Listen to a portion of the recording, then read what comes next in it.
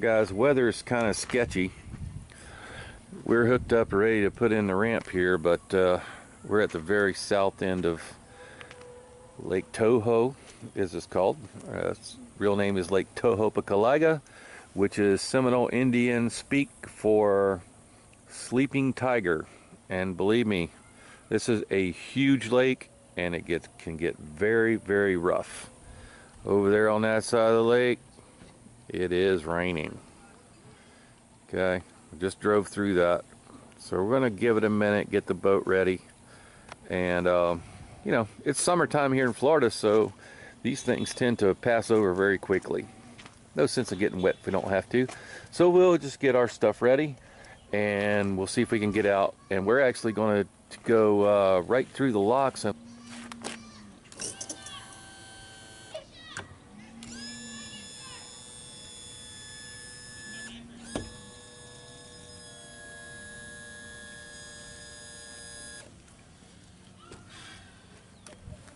little boat tip for you guys, if any of you guys are new boaters, get all your stuff ready before you get to the ramp.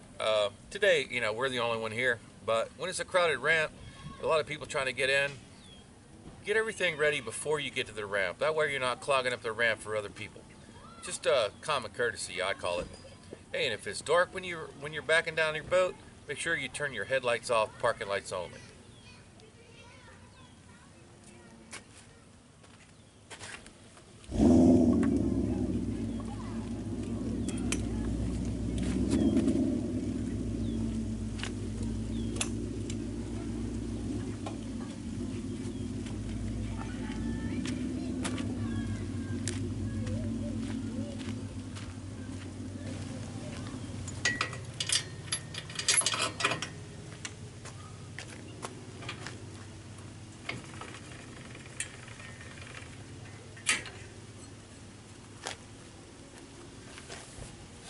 Since I'm launching by myself today, I'll just loosen the front strap off so it won't slide completely off the trailer, but it will come free and let me back off. Boat tip number 2 for today. Okay, boating tip number 3, always have a weather app on your phone, and then you can see we're right here in this notch right there at the tip of my finger, and I can put this in motion, and I can see it's moving to the east, but it's a very small sail. So we're going to set it out and just wait for this to pass, and then we'll put in.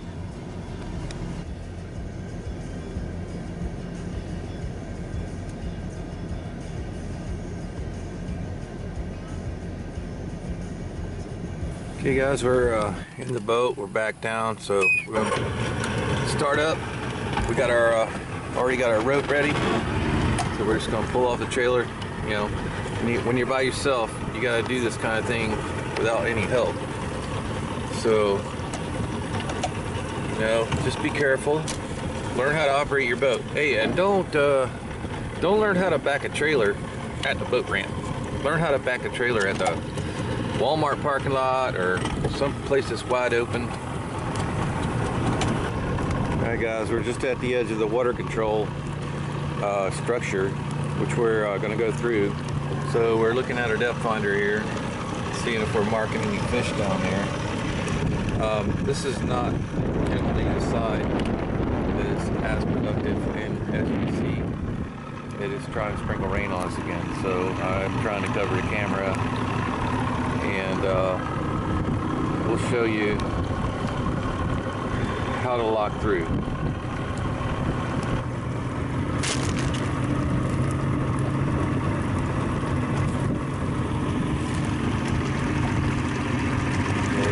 Normally you'd pull this rope over here to signal lock tender, but they must have seen us or heard us coming, so they're already down here.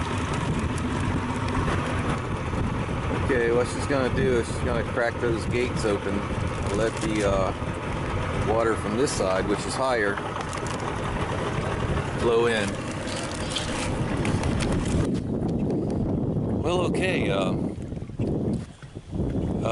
according to my time here, it's 5:40, but they won't let us through. They close at 6 o'clock.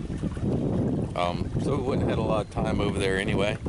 But the water is flowing really good through the lock. I mean, it is. You see this boom is just bowed out. Water is blowing by. I can hear it falling on the other side. So could be a lot of fish in this area. They're really attracted to the flow. So we'll try it right here on the upside of the lock. Rigged up a Carolina rig with a little 4-inch zoom finesse worm. Third cast. Beautiful bass. And he freaking ate it. That is probably, I would say, 5.5, 6 pounds easy. So, and I gut hooked him pretty good, bleeding everywhere. So we're allowed one here over 16, and we're gonna. Okay, here's a freshwater grouper on ice. Like I said, I might have let that fish go. That fish is easily 6. I mean, fat belly, super fat belly on it. And that's the only big one we can keep. So, not going home empty-handed. We're in a nice flow here. It's getting to be the right time of the day. And hopefully we'll catch 4 more under 16. So we're going to go back doing what we're doing. Carolina rigging right out there in the open in this flowing water. Okay guys, we're using a 1 offset worm hook. You can see what that guy did to it. That was a Mustad laser hook. Laser sharp. Part of that was me trying to get it out of him, but you can see he bent a little bit. So we're going to put a brand new one on, and it's important with these very small baits. You're only using a 4-inch zoom finesse worm. All right, well there's the rig that just caught that big fish, and that's on about a 24 to 28 inch leader, and I have a 1/2 ounce steel weight and a glass bead. Friday afternoon. Tomorrow this will be packed probably. You know, everybody knows this water's running right now, and anybody with any experience like me, I've been fishing this lake for 20 years. Right over here to our left we got a fish chasing bait. So we also have a zoom trick worm rigged up, but it's, you know, that's probably a little schooler, which probably what we should be chasing since we have 1 fish over 16. But I want to give this a few more throws out here. A lot of shad moving down in this current, and you know, a big one, she's just laying down on the bottom, been gorging on him, size of that belly. Alright, we got another one.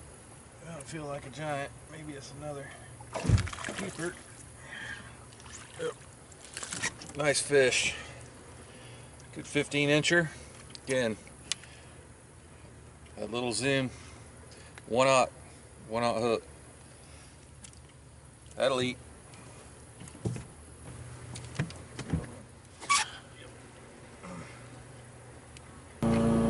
This is why us fishermen hate commercial tourist airboats on this lake. You can't hear yourself friggin' think around them. So here goes fisherman enemy number 1 right here. Making 50 bucks a head for everybody on that thing. Take your ass on. No gators here.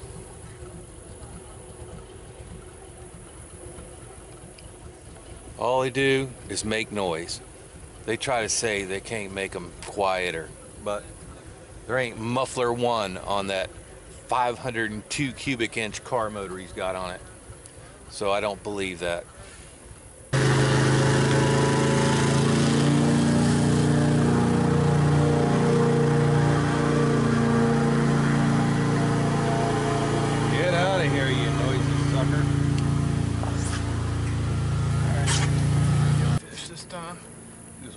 up there in the current.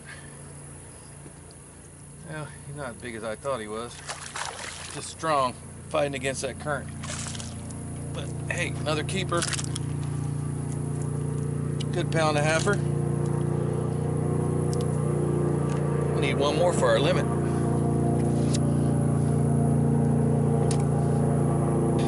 Alright guys, well, it's going to get a little dark to film here before long. We're still rigging. Seems like when these damn airboats come by, spooks all the fish. I'm not sure. I'm sure all that vibration through that aluminum hull does kind of have an effect on them. No scientific basis on that assumption, but I know every time they come by here, the fish stop biting.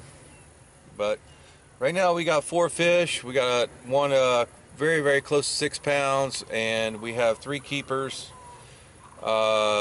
Was hoping to catch one more keeper, and maybe that's him right there. Yep, that's him right there. That's pretty good fish right there. Good keeper. So it's a nice 14, 15-inch bass, and so that's a limit for us. So we'll see you guys back at the house and we'll cook them up. Well, guys, tonight's trip has been real fun. You know, it's getting dark, but this is this wasn't something we came and did by accident. I've been fishing this lake for 20 years. I've guided here. I've fished tournaments regularly here for almost 15 years. I haven't in a while, but we know when this water flows, the bass bite, especially around these water control structures. So if you come to Lake Toho and the water's flowing, give it a try. Fish on. Good little keeper there. I was just about to put this thing down because I hadn't got a bite in a while. Try something else.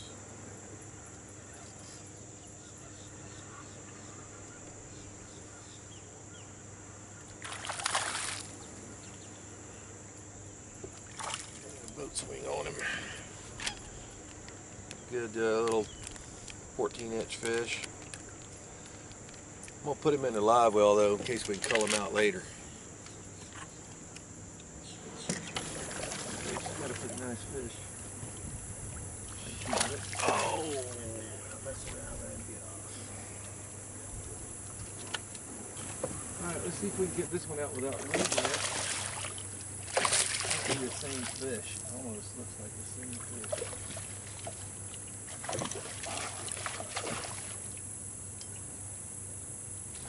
Using a little 1/0 circle or 1/0 worm hook, but that's a good one, my friends.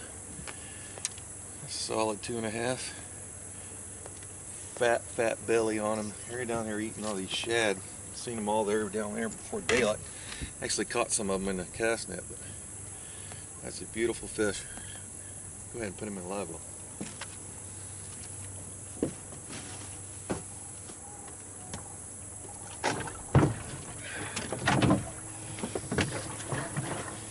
Alright, well, I've been patient sticking with this spot.